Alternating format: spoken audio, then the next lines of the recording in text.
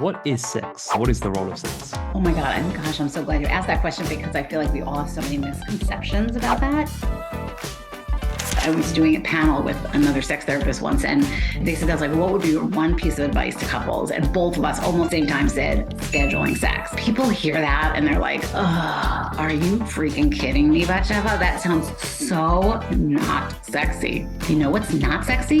Not having sex. If you don't schedule in a long-term relationship, it is not going to happen. You're busy. You're taking care of children. You're trying to get to the gym. You obviously have work, or most people do anyway. You sometimes got parents you've got to take care of. You have so many responsibilities. Our mind and our fantasies are not reality. Just because you fantasize does not mean in any way, shape, or form that you actually want it to happen or that you want to be having sex with that person. You are having sex with the person you are choosing to have sex with. Some people think of watching porn as cheating. What does that mean he's cheating? He's been watching porn. I'm like, okay.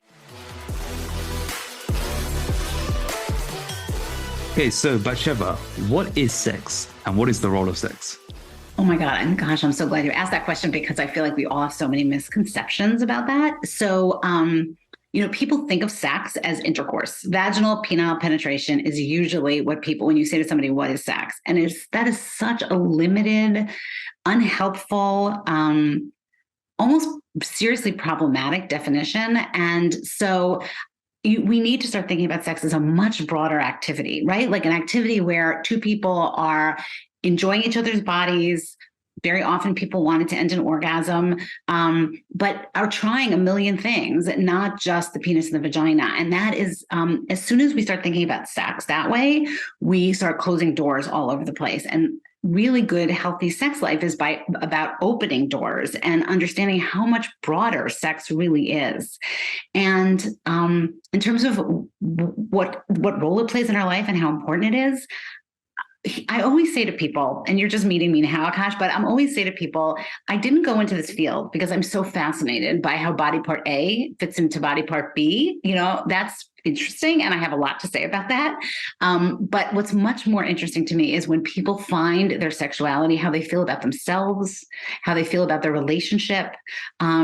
And I'm such a believer that every single person can have a great sex life, even if they're by themselves. Like solo sex is sex, and we'll get into that if you want to move into that more. But it's so important for people to realize that when you can inhabit your sexual being, your sexual self, it changes the world. You feel good, you feel alive, you feel connected to the world around you and to yourself, and often to your partner as well. And so what I'll see often with clients is that we worry that, the relationship's bad if we're not having sex, but if you're not connected sexually at all, then the relationship really suffers.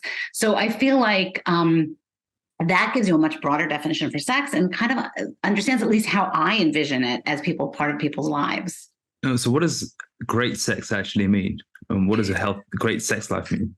Right. That is so funny. You're asking these like really deep philosophical questions. I don't know if you realize it, but there's so many layers to it, right? Yeah, totally. So great sex means, in my mind, that you're feeling good about it, that you and your partner are feeling like you're on the same page, or you by yourself are feeling like good about what you're doing. That is great sex.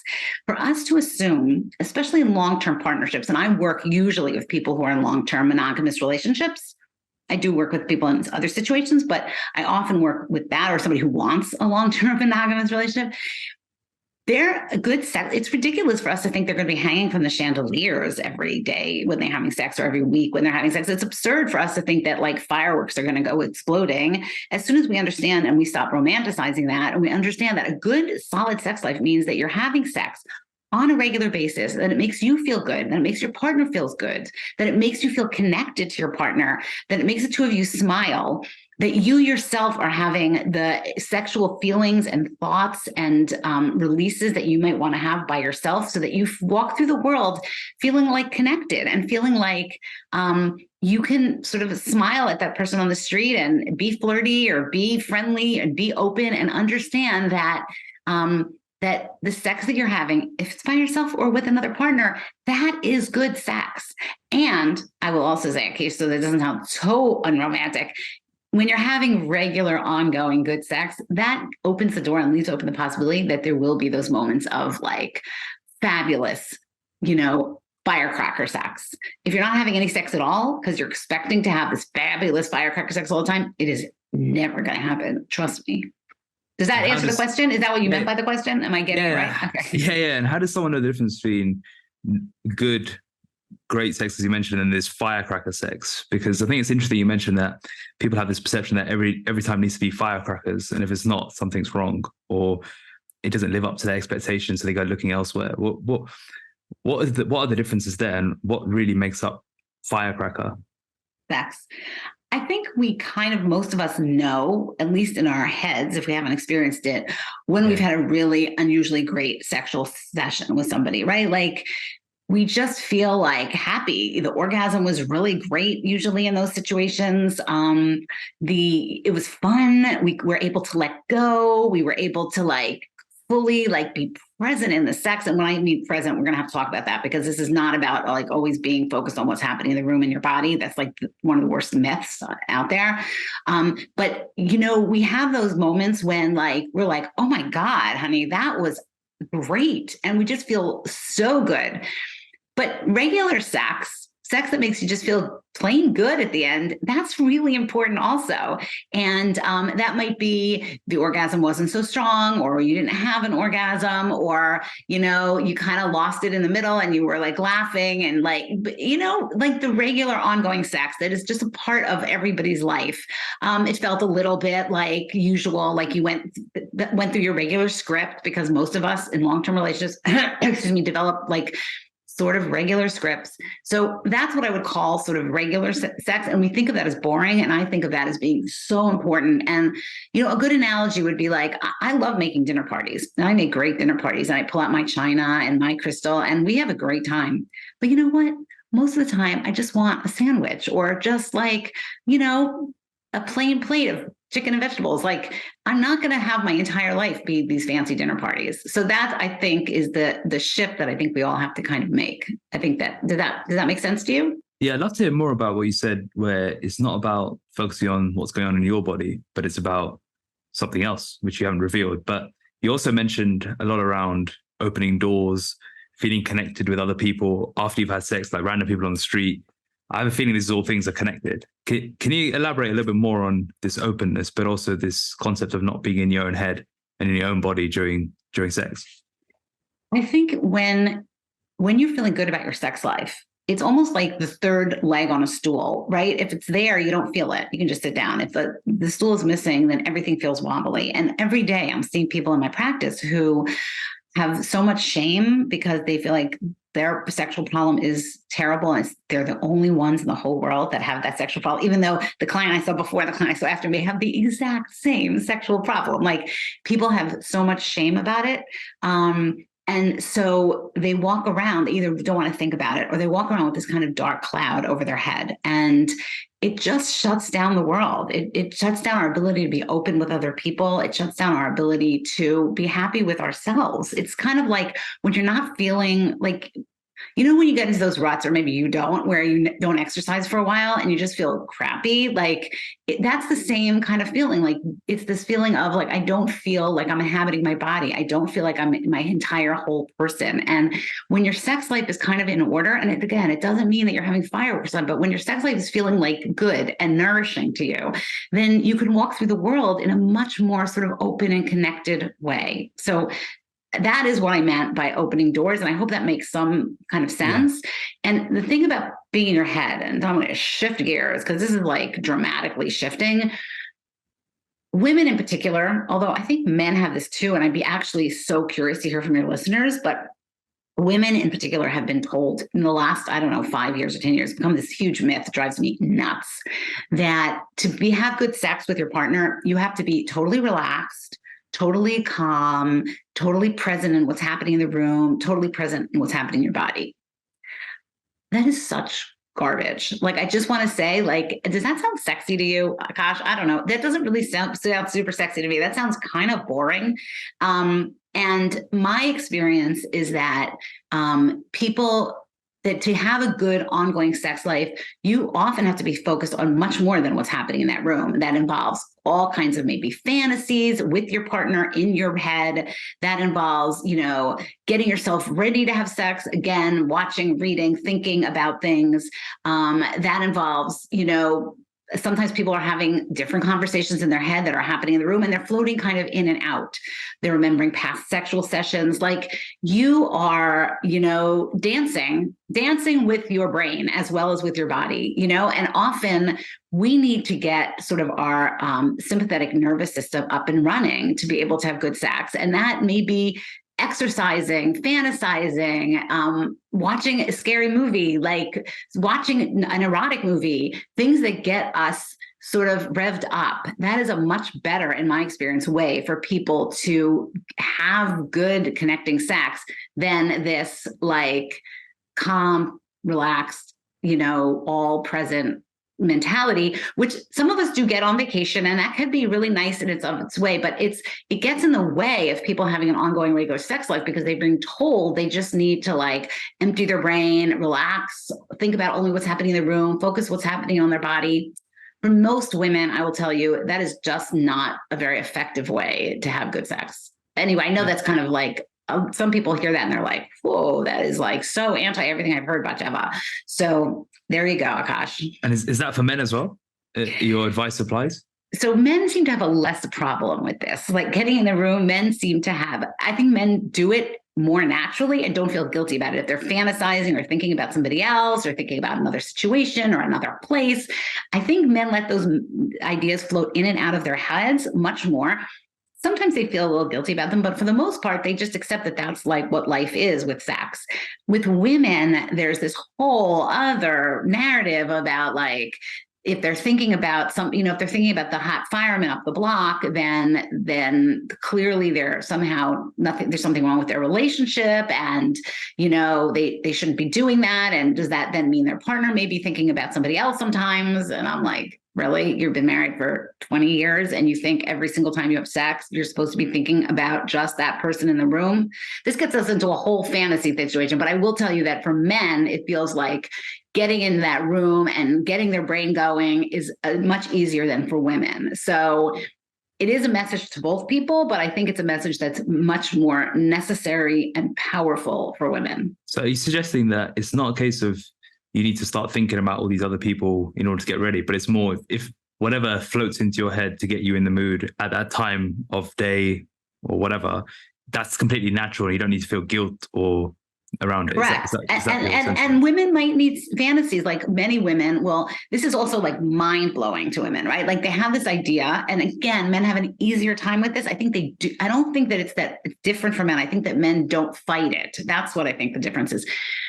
Women will say to me like, we're supposed to have sex tonight. Like we could talk about scheduling sex, because I think that is super, super critical. Scheduling sex like exercise. We need to have a conversation about that, Akash. But for the moment, the woman will say like, I know we're having sex tonight, and like it's so hard for me to get there. Like it takes 15 minutes of like being together and introducing all these stimulus. It's and I'm like, you should get yourself in the mood before you get into that room. And if that means watching something, listening to something, fantasizing about something, that's fine. That's totally 100% natural, because we are not beings that can usually flip our brain into sex. Like we need to actually learn to introduce ourselves to think about things that are sexual. And it doesn't matter what you're thinking about, because in the end, you're bringing that sexual energy into the room with your partner. You're choosing to have sex with your partner. So, if that means that, right before you're having sex with your partner, you're fantasizing for, a couple of minutes about the hot person you saw in the gym, and that gets you all excited and going, and then you bring that sexual energy back to being with your partner, that's like fine. And you shouldn't feel guilty about that. And I feel like men, they don't even think about this so much. I mean, I'd actually be curious your impression about it, but I feel like men maybe they feel a little guilty, but for the most part, they're like, they enjoy and they revel in their fantasies, and then it makes it easier for them to be with their partner. You have thoughts on this, Akash? Yeah, I think there's less of a case of restricting it or labeling it as something that you should feel guilty about, and just sort of flowing with it, as opposed to thinking, oh, no, I can't think of that, because I think I'd probably put you off any sort of experience that you might be about to have. Right. I think especially for your listeners who are in long-term relationships, sometimes this is a little bit hard to hear. Do you know what I mean? Like they feel like, but what I'll often talk to clients about, and I feel like this shifted a little bit for them, is I'd say like, you're married to somebody or you're with somebody for like 20 years and you want to have a great ongoing sex life with them, do you really and truly think that you are the only one they will be thinking about for those 20 years? Like, that's almost the definition of a stalker. Like, you don't really, that is so both unlikely and just unreasonable in a certain way. I remember reading have you read Way of Superior Man by David Dida? No, tell me. I haven't. It's a really fascinating book. It's around like managing masculine energy and feminine energy and their role in sexuality. And one of the things he talked about, which I thought was really interesting, is that masculine energy will, if you're someone with masculine energy, you'll walk around the street and you may see women that have very strong feminine energy, and you may be naturally drawn to it. But rather than thinking, right, I need to go and have sex with her, you just bask in the feminine energy and let that energy. He was using very dramatic language, but let it swoop you and have a rush all over you and absorb it and let it fulfill your sexual cup. And I thought that was very interesting. And he's saying you're not cheating. That's just a very normal energetic polarity at play. I love that. I love that. I'm actually going to look for the book and I'm going to find that quote. I love that. I can't tell you how counter cultural that narrative is and how kind of important it is. And especially women are so quick to assume that there's something wrong with them and there's a reason their partner doesn't, find them attractive enough. But this doesn't have anything to do with that. Like, this has to do with the fact that our erotic brains need to run a little bit wild and free. Our erotic brains, they can't be constrained. Constrained is not good for our erotic brains. It makes us shut down. And we want to be able to have fantasies that run wild, because in the end, especially if you're in a monogamous relationship, you're choosing to have sex with this one person for the rest of your life. Like, that's great. And it's hard. We do not give enough time to discussing how difficult it is to actually maintain a good sex life in a monogamous relationship. It is difficult, but it is possible. But one of the ways that it's possible is by understanding that means that your erotic brain is going to have to run. You're going to have to allow it to run wild and free, and know that sexual energy, the one you just talked about, the swooping of the sexual energy that you see on the street or that you pick up when you're flirting with somebody, and we can have a conversation about flirting, that you then bring that back to your relationship, and that makes your relationship warmer, funnier, more connected, more powerful. So it is, for some people, that is like a pretty hard, hill to climb. But I think everybody's happier once they realize that, that you need to allow your erotic brain to dance wild and free. And then you will be able to have a sex life that works for you and for your partner. What's your thoughts on scheduling sex? I think you mentioned it earlier as a really good way of keeping it for long-term relationships. Oh, yeah. So this is like, I was on, I was doing a panel with another sex therapist once, and they said, okay, everybody, they said, I was like, what would be your one piece of advice to couples? And both of us almost at the same time said scheduling sex. And people hear that and they're like, oh, are you freaking kidding me, Bat Sheva? That sounds so not sexy. And then my response always is, what's not sexy? Not having sex. That's not sexy. Okay. Having sex is sexy by definition. So let's talk about scheduling sex. If you don't schedule it in a long-term relationship, it is not going to happen. It is not going to happen. And if you're going to push back and say, well, we didn't used to have to schedule it, I'm going to say that is not true. That early on in relationships, of course you're scheduling. It's not spoken about, but every time you go out with that person, you're going to have sex with that person, and that's why you're like putting on the nice underwear and having all that hair removed from all these other parts of your body excruciatingly, because darn well that you are going to be having sex with that person. So we have been scheduling from day one. And you can tell me when you get me on a hot topic, because I just go into motor mouth. And when I meet with clients who are in long-term relationships and have ongoing good sex lives, and I'll say to them, we'll talk about scheduling sex, and they'll be like, I don't think we schedule sex. And I'll be like, oh, okay, then just let me know, when do you usually have sex? And they'll say, well, we always have sex once on the weekend. Or they'll say, well, we usually have sex once on the weekend and then once during the week. Or they'll say something like, I don't know, we usually don't let more than 3 or 4 days go by without Anyway, they are scheduling sex. They are scheduling sex. It's like what I'd call a soft schedule of sex, right? Like they're in a mode and a pattern and it's working for them. But for couples who are struggling for some reason, they haven't had sex in a long time. There have been problems and I think we should talk, Akash, about like the whole issue of problems in the sex life, because that they come up. Like that's the reality. Nobody has a sex life without problems forever. It just doesn't happen. Anyway, if you've had problems in your sex life, I really believe fundamentally in actually sitting down and figuring out when you're going to have sex. You know what? You're busy. You're taking care of children. You're trying to get to the gym. You obviously have work, or most people do anyway. You sometimes got parents you've got to take care of. You have so many responsibilities. If you don't schedule the sex in with your partner, it is not going to happen. And that is not good. That is not good. So you need to prioritize sex. And one of the ways you prioritize it is by sitting with your partner and figuring out together a schedule that works.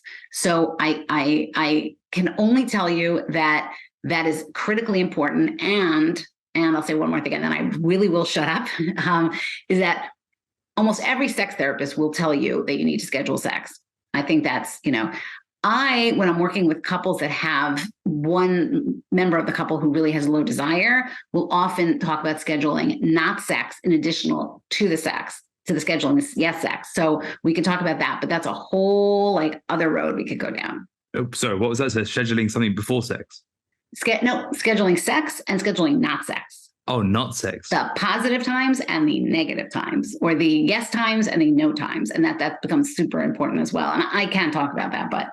So an example would be never approach me in the morning. Is that what you mean? No, that could be a good rule though. But okay. Yes, that would be good. No, the rule would be more like this, Akash. You come in to see me, your wife, girlfriend, whatever, never wants to want to have sex. You want to have sex. You don't know what the hell's going on. The situation has gotten terrible. This is so classic, by the way, Akash. Like, I don't know how many people you've talked to like this, but this is like my life, right? A couple comes in. He's like, she never wants to have sex. Usually it's him. Sometimes it's the flip, but usually it's the him, her. She never wants to have sex. And I feel awful, and I feel unwanted, and I feel unloved, and I don't know what to do. And I don't know if I try to not talk about it, and then we don't have sex. And then I try to bring it up, and then she says she feels pressured. And I feel like I tried doing the dishes and seeing if that works. And he feels terrible. She's like, I don't know what to do, Bat Sheva. I don't really want to have sex. And we have sex, and then it's pretty good. And then the next day he wants to have sex again. And I'm like, holy crap, I don't want to do this again. And I always have a clock ticking in my head. Your women listeners are gonna totally feel this one. I have a clock in my head. It's been 24 hours since we've had sex. It's been 3 days since we've had sex. It's been a week. Oh my God. He's getting really grumpy and I need to have sex. And then here's the real kicker, Akash. Both of them say something like, she doesn't even kiss me anymore. And we don't hold hands and we don't snuggle. And she's like, well, of course I don't, because the minute I start kissing you, you assume that that's an opening for sex. And so I pull away, and he's like, well, but if I'm not going to have sex, at least I want to be able to kiss you and touch you. And they're at this terrible stalemate. That is often where people walk into my office. I talk about this a lot in my book. And what I will say at that point is, okay, guys, we're going to schedule sex. We're going to schedule it once a week, Sunday morning, whatever, that works for the two of you. And the rest of the time, sex is off the table. So she doesn't have to walk around with the clock running on her head. And she can climb into bed naked with you and put her arms around you and kiss you. And you won't assume that's an invitation to have sex. And she won't assume that if she does that, you're going to be all over her, right? So it becomes this huge, huge way of clearing the debris, what I call the debris off the top of the sex life, right? I can't even tell you, for people, it's often such a breath of air, because the guy isn't walking around thinking I'm never going to have sex again ever in my whole life, which he does feel like. And he's not thinking about it constantly, because he knows, Saturday night, Friday night, Sunday morning, at some point, he knows they're going to have sex, and she's going to be really positive about it. And she feels like she can get herself in the mood, as we discussed earlier, and kind of mentally prepare so she could be there and be pleasant and be happy and be good to go without him whining and dining and whatever he needs to do. And they'll have sex. And then she can take a chill, she can take a breather. You know, I'm curious how that lands on you, because that's, that makes a lot of sense. You're just putting a rule in place. Like you don't just randomly decide to go to the gym. You go 3 times a week, it's in your diary, and it's planned out beforehand. So I'm all for it. And a friend of mine was actually telling me this last week, and he was saying, he asked me, he's like, he said to me, we've been married for about nearly 2 years now, but we just don't have sex. He's like, I was going to propose like locking it in the diary. I saw an idea online, and I thought, maybe we should just lock it in the diary. But he said to me, do you think it's possible to still feel the love but not have sex in your relationship? I said, well, funny enough, I'm speaking to a sex expert next week, so I'll tell you the answer. I'll ask her for you. And basically the premise is, why do people have sexless relationships? And can you have a loving relationship without sex? So there's 2 things I want to say in response to what you said. One is, I do want to talk about the sex, like exercise thing. So make sure I come back to that, because that is so critical. And I think your listeners will really appreciate that. It is 100% possible to have a loving relationship without sex. It is, however, much more fraught and often very sad for at least one, if not both of the people. And people end up also often feeling very lonely. So what happens in a relationship is, I'll have people say this to me all the time. They'll say something like, I come home, I'll hear this more from the women than the men, but there's the same variation. When I come home and I see his like dirty socks on the floor, if we've had good sex recently, I'll scoop them up and I'll toss them in the hamper and I'll laugh. But if we haven't had sex recently, I want to take those socks and I want to stuff them down his throat, right? Like there's something about having a sexual relationship, which it just makes the gears flow better. You feel like in partnership with this person. It's like the dessert to a certain degree in your menu. Like, you know what I mean? It's like the fun part of the relationship. It's something you do just with this person. At some place where you're just together, just prioritizing each other and yourselves. It's a way that you open yourself up and make yourself vulnerable. I mean, we get naked with people when we're having sex. And I don't just mean physically naked. I mean emotionally, really naked with somebody. We're allowing somebody to see a part of ourselves that nobody else gets to see. And that is what shifts a relationship from, I think, roommates, basically, to lovers and partners. And so is it possible? It is possible. I definitely know there are couples who don't have sex and they seem fine. I often say that you start seeing cracks showing up. Either one person is really not fine and they're pretending to be fine, or they start to distance each other and just sort of float apart. And those are sad things. If you want to maintain a long-term relationship, those are sad things. And the flip side is working on your sex life. It takes work. Believe me, I said that before. Like, a long-term monogamous relationship is not easy. And that is I think the biggest myth we all think, right? Like all those fairy tales, they wander off in the distance and then you assume they're just fine for the next 50 years, right? Cinderella and Prince Charming, they're good, That's bullshit. Like, you have to keep working on it. But if you do work on it, I feel like the tenor and the quality of your relationship shifts dramatically. When you speak to these people, why do they end up in a sexless place in the first place? In this specific scenario, actually, it might be quite interesting for you, is the guy is very content in his career. The woman is trying to pushing her career at the moment, going for promotion, doing this. So she's just dedicated all energy there. The excuse is always, don't have the energy. Let's do it next time. And now they don't stop doing it. And he was asking, he said, I feel really embarrassed to even admit this. What would you suggest? And one of the first things I said is, have you had the conversation around it? But that may be something you elaborate on. You're a genius. Yeah. Yeah. I think having the conversation is, again, I have almost like scripts in my book on this, like having the conversation, if you can have the conversation without blaming somebody and it's so hard because having the conversation means exactly what you just said, Akash, which is like opening yourself up to that shame. Like, what is the matter with us? What is broken? What's broken with me? Does it have to do with me? Does it have to do with you? Like, what is wrong with us that we aren't having any sex anymore? And I think that usually a couple of different things happen. I would say the curveball, the sort of the bad habits, and the overwhelming life. Like those are the three areas, which I never actually broke down before. So I want to make sure that the curveball, the overwhelming life, and the bad habits. So the curveball is, I think, the one we don't expect, which is that somehow we think that once we start having sex and it's working pretty well with this partner or ourselves, however we're doing it, or like, we have it worked out even if we have multiple partners, that the way we have sex now is going to be the way we have sex for the next, 50, 60, whatever years, which is ridiculous. Like, if you think about exercise, like the way you exercised at 16 or 17 is not going to be the way I exercise now that I'm 62. Like, it's just different, right? So you're going to start having sex and all of a sudden something's going to happen. You're on birth control pills and it affects your desire.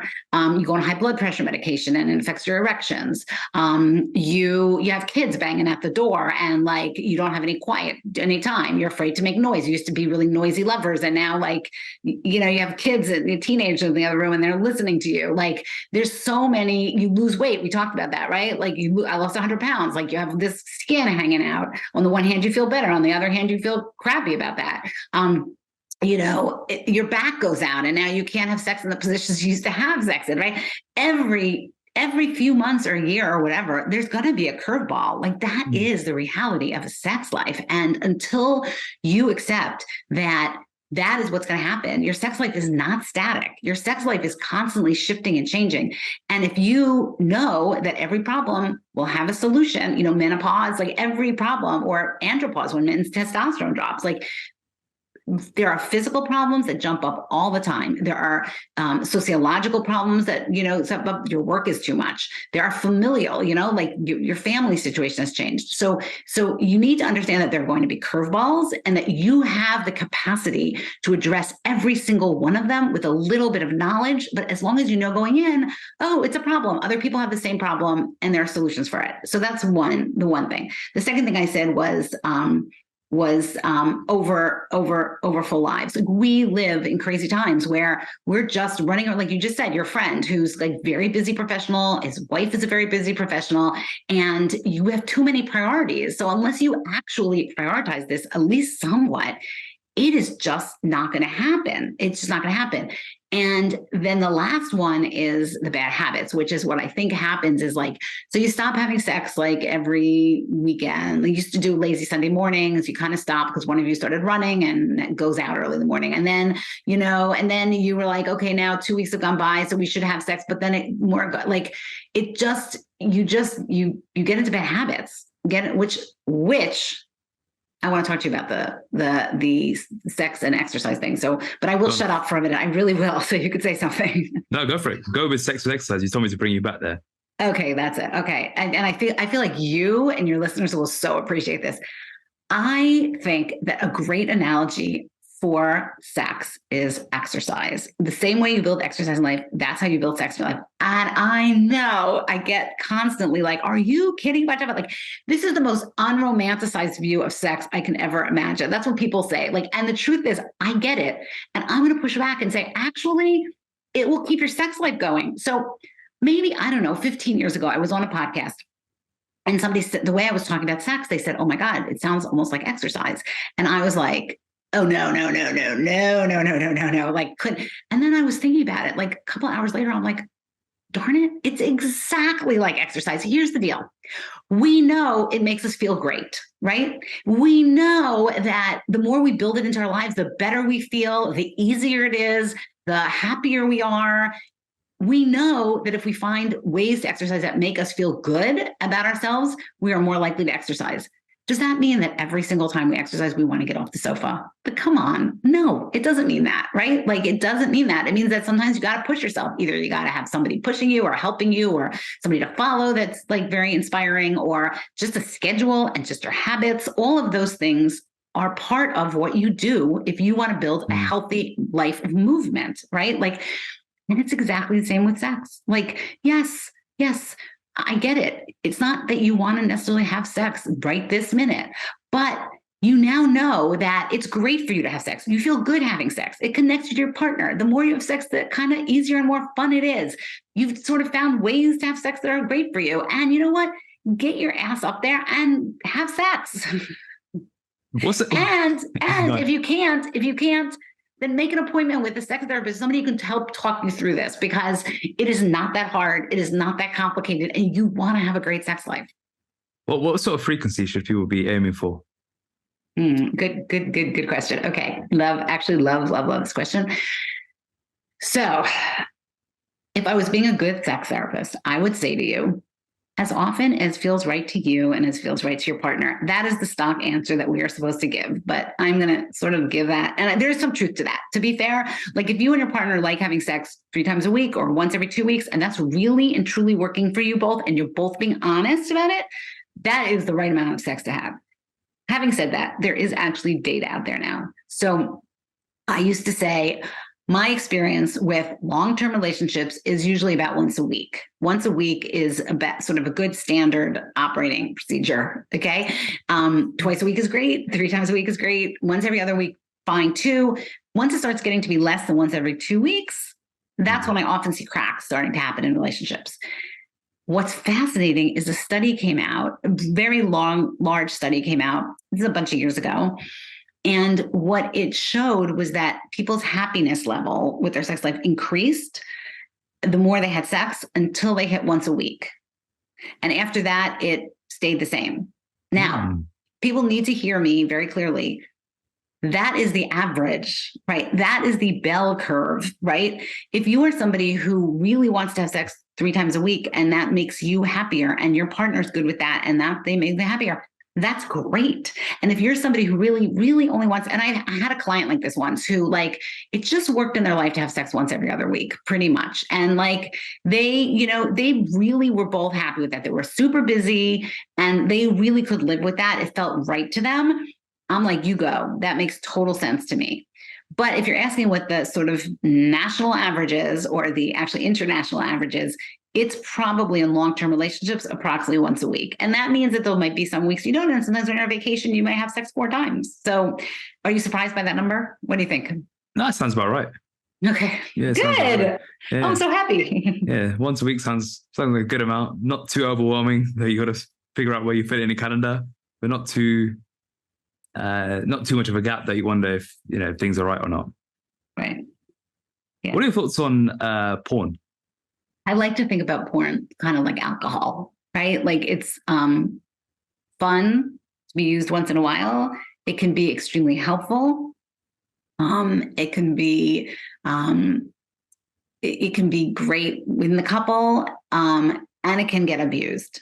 And I know that people have very, very intense reactions to porn, especially. I grew up in a pretty religious community, and I'm still part of a religious community. And the messages about porn are so awful. It's like, oh, you watch porn once and now you're going to become addicted. Like they treat porn like it's like the most potent cocaine that ever existed, right? Like you're not going to be able to control it afterwards. And so what I experience with guys is a lot of guilt around their porn watching.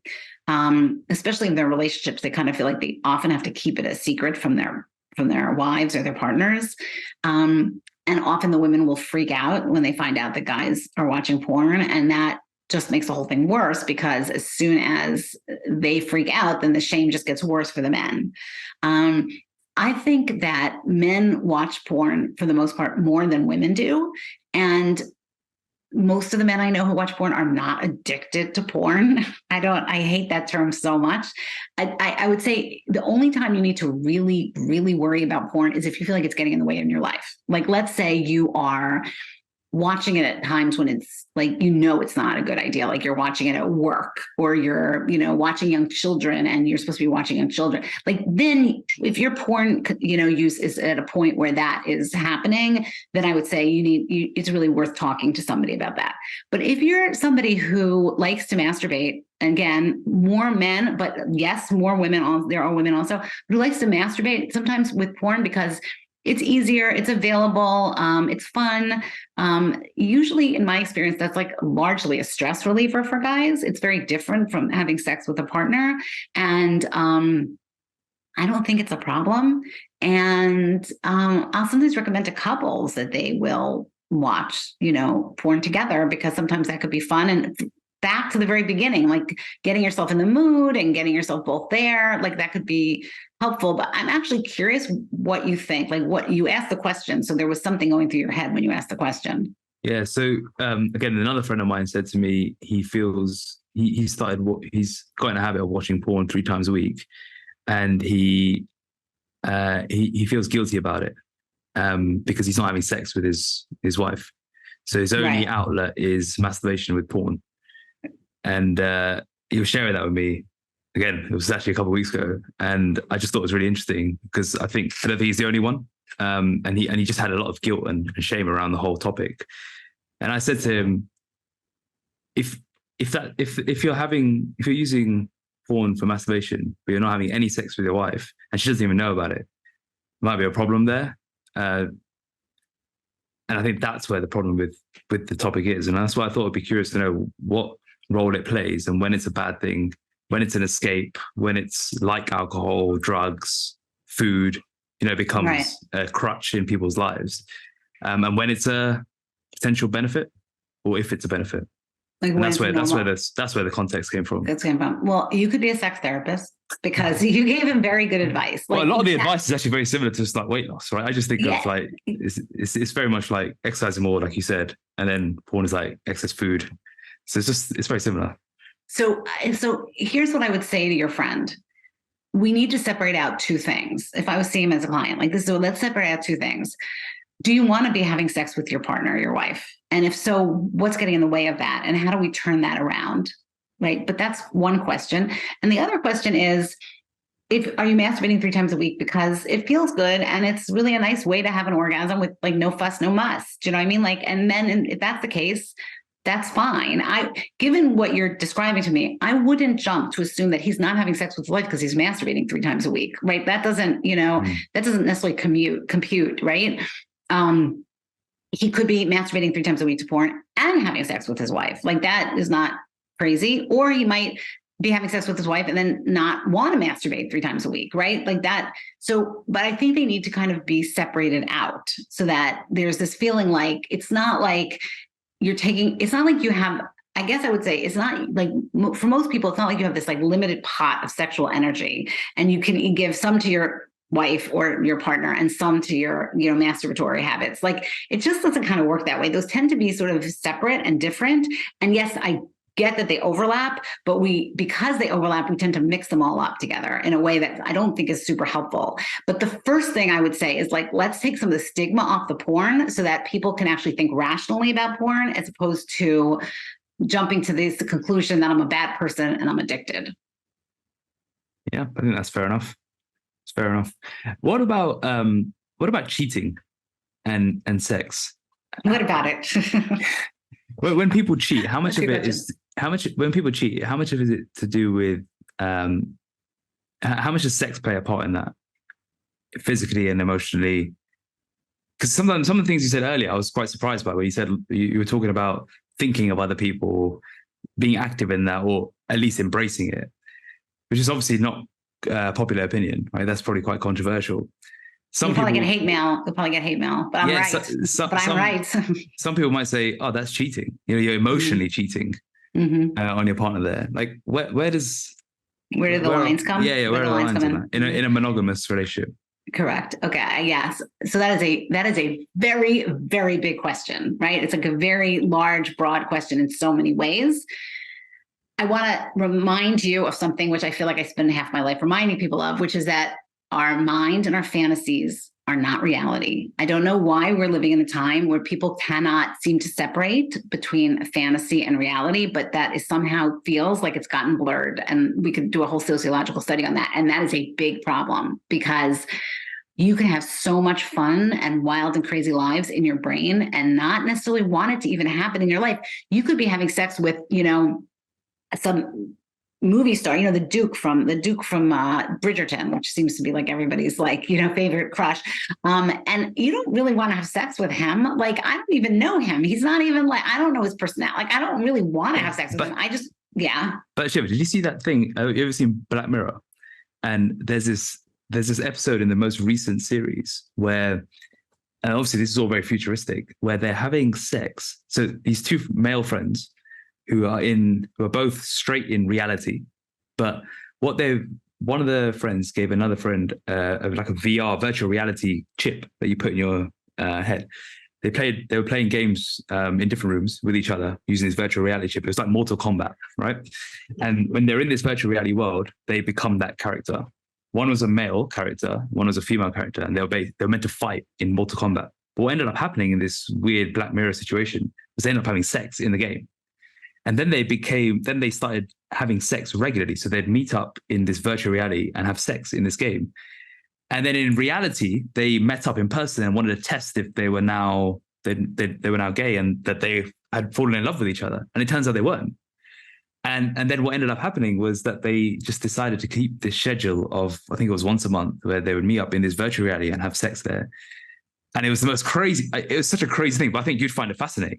Totally. I am going to run off and watch this. That is amazing. And I love it because can I tell you how many clients I have, women who come in who like, I keep fantasizing about other women, but I don't think I'm gay. And I'm like, you're not gay. You just like thinking about other women or men. Do you know what I'm saying? Like, or group sex or whatever people want to think about. Like it's just the way our erotic brains work. And just because you fantasize about something does not mean in any way, shape, or form that you actually want it to happen or that you want to be having sex with that person. You are having sex with the person you are choosing to have sex with. Now, you have to make rules with each other in terms of cheating.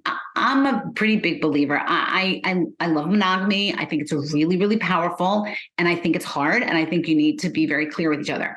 I think the more rigid you make that monogamy in terms of not ever thinking about other people, not flirting with other people. Again, there's flirting where you exchange eye contact and have a lovely warm smile. And there's flirting where you sit on somebody's lap, right? So those are totally different, right? So if the two of you together have the context of what kind of works within your relationship, there's like, sexting with somebody else, like off limits, not possible, but you have to kind of figure that out with somebody else. And like, I don't know, if your partner is like signed up to do sexting with some fake person out there who's probably ironing her clothes while she's sending the sexy text, but that makes your partner much more interested in having sex with you. Is that ultimately a bad thing? Like, I feel like some people think of watching porn as cheating, right? Like, I definitely have had clients where like, he's cheating. What does that mean? He's cheating. He's been watching porn. I'm like, okay, let's unpack that a little bit. So, I feel like people have to have their rules. I think people are pretty comfortable saying, if you're in a monogamous relationship, that any kind of physical exploration with somebody outside of that relationship is cheating. Like whether you start kissing somebody or touching somebody or having an orgasm with somebody, that's cheating. I think we probably all kind of agree to that. I hope we wouldn't all agree that if somebody watches porn, that's cheating, right? So between those two extremes are just a host of possibilities. And I feel like that is where conversations need to come in, and lots of people make assumptions and sometimes challenging, like, well, I don't want you looking at any other man or looking at any other woman. We're at a party. And I'm like, well, I don't know if I'm feeling really flirty. It's so funny. I just had a client last week who said she was like, I'm at a party and I'm like feeling really flirty and I'm having like a really good time and I'm panicked about it. She was afraid she was manic. She was afraid she was going to jump into bed with one of these guys. I'm like, there's nothing you're telling me that leads me to believe that you're either acting on your mania, that you're having any manic person, or that you're about to have sex with this person. Like, you're just having fun and you're happy. And you would have been happy to go home and have sex with your husband that night. So let's just get a reality check here as to I feel like we're in such a freaking repressive society. Like in a certain way, we're in a society that has sex all around us and we all think we're sex positive. And then we get so repressive about what we're allowed to think about, who we're allowed to talk to, what we're allowed to look at. It's a little bit mind blowing. By the way, the episode is called Striking Vipers. If you want to check it out. I'm writing it down right now. Black Mirror, Striking Vipers. Okay. First episode of the 5th series. Wow. Okay. I was watching it. I was like, I've not seen this concept anywhere else. It was crazy. But it's such a beautiful way to encapsulate this concept, right? Like it is what I'm talking about, right? It's literally it. Yeah. Literally it. Yeah. It is an interesting one that may appeal for many of the listeners, especially the older listeners in their 50s and 60s. Maybe you speak from your own personal experience. How's your sex life changed as you move through the different decades? You mentioned you're 62 now. I've been married 40 years. I've been married 40 years. How's your sex life changed? It's changed constantly. I talk about this so much in the introduction to my book. Nothing could, like, when I look back, when I got married, I had a lot of pain, which a lot of women experience. I had very little sex education.